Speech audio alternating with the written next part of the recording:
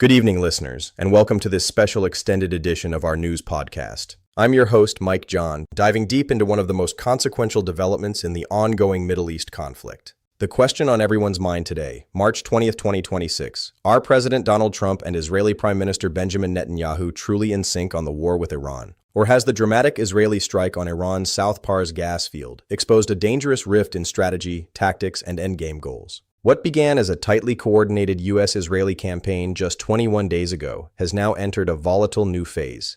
Energy markets are reeling. Global oil and gas prices have spiked to multi-year highs. Gulf allies are furious. And for the first time since Operation Epic Fury launched on February 28th, public statements from the two leaders revealed daylight, clear, uncomfortable daylight, over how far and how fast to push against Tehran. To understand the significance of this week's gas field drama, we must rewind to late February 2026. The seeds of this conflict trace back years: Iran's nuclear program, its support for proxies like Hezbollah, Hamas, and the Houthis, and escalating tit-for-tat strikes. But the direct trigger came in the form of intelligence that Iran's supreme leader, Ali Khamenei, and top advisors would convene in one location. On February 27, 28, President Trump greenlit Operation Epic Fury. In a stunning opening salvo, U.S. and Israeli forces unleashed nearly 900 strikes in just 12 hours. Targets included Iranian missile sites, air defenses, nuclear facilities, naval assets, and leadership compounds. The decapitation strikes succeeded in killing Supreme Leader Khamenei and dozens of senior officials. Iran retaliated with ballistic missiles and drones aimed at Israel and Gulf states, but its capabilities were already severely degraded. Over the following 2.5 weeks, the campaign intensified.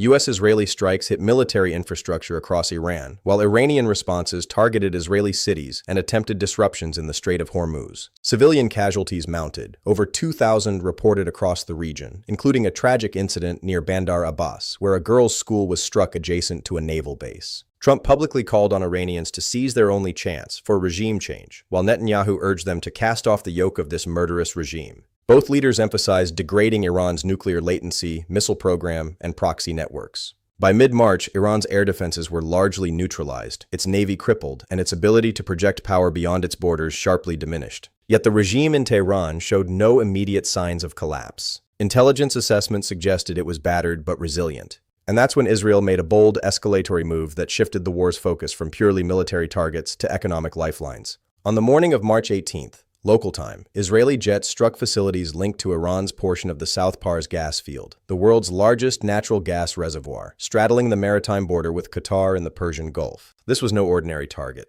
South Pars North Dome holds an estimated 1,800 trillion cubic feet of gas reserves. For Iran, it's a critical source of domestic energy, export revenue, and petrochemical feedstock. Processing plants, gas tanks, and refinery infrastructure near Bushehr and Asaluya were hit. Fires erupted. Workers were evacuated. Iranian state media reported damage but claimed fires were brought under control. Qatar, which shares the field and relies on its North Dome side for massive LNG exports, immediately condemned the strike as dangerous and irresponsible. Why this target now?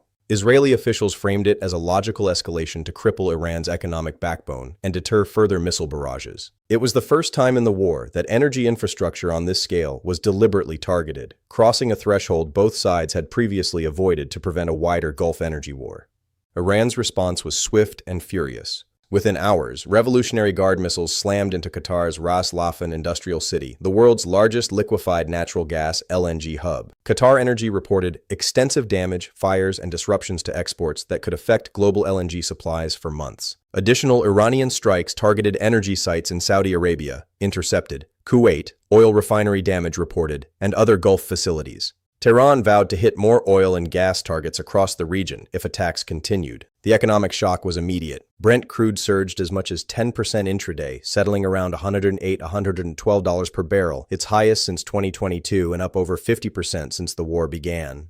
WTI followed suit. European natural gas prices spiked 13–35% in a single day, with some benchmarks nearly doubling since February 28th. Analysts warned of a potential global inflation wave if disruptions persist. Fears centered on the Strait of Hormuz, through which 20% of global oil trade flows. One expert at Rystad Energy noted any further energy infrastructure attacks could add another $10 per barrel to oil. This was the spark. Now let's examine how the two closest allies reacted and why their words revealed a split. President Trump wasted no time distancing the United States from the South Pars strike.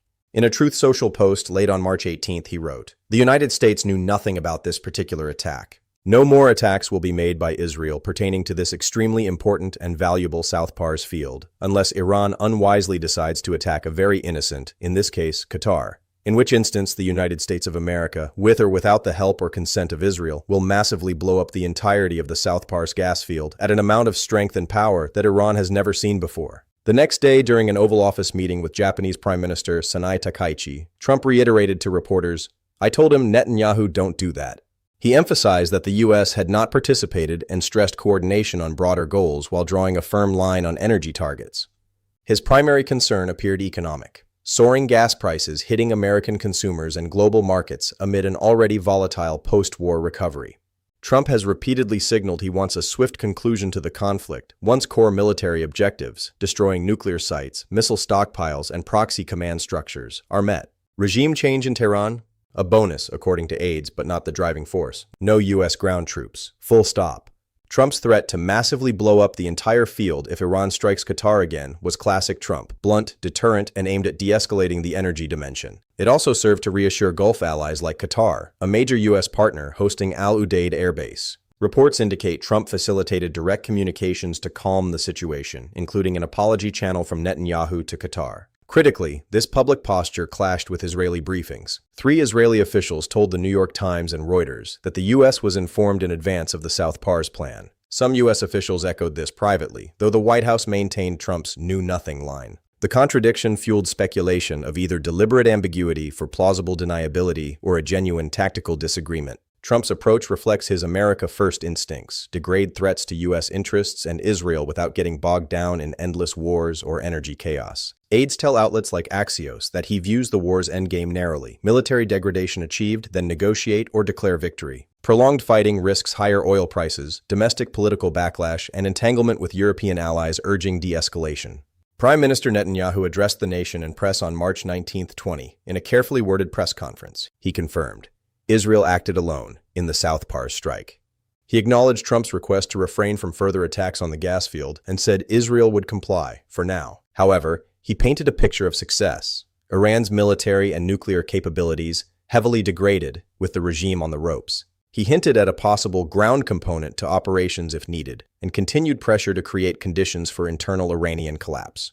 Netanyahu repeatedly denied dragging the U.S. into the war, calling such claims fake news. He stressed daily coordination with Trump, "We get along great," and insisted there is no fundamental disagreement on weakening Iran. Yet his emphasis on state collapse and regime change as desirable outcomes diverges from Trump's more transactional tone. For Netanyahu, this war solves multiple problems: neutralizing the existential Iranian threat, sidelining domestic legal troubles amid corruption trials, and unifying Israeli public opinion behind strong leadership. Polls show overwhelming Israeli support for the campaign. By framing the strike as a solo Israeli action while agreeing to Trump's pause, Netanyahu threaded a needle, preserving alliance optics while signaling Israel retains operational freedom. He has not ruled out further escalations on non-energy targets. This episode marks the most public divergence since the war began. On the surface, alignment remains strong. Shared intelligence, U.S. munitions flowing to Israel, joint strikes on military targets, and daily leader calls.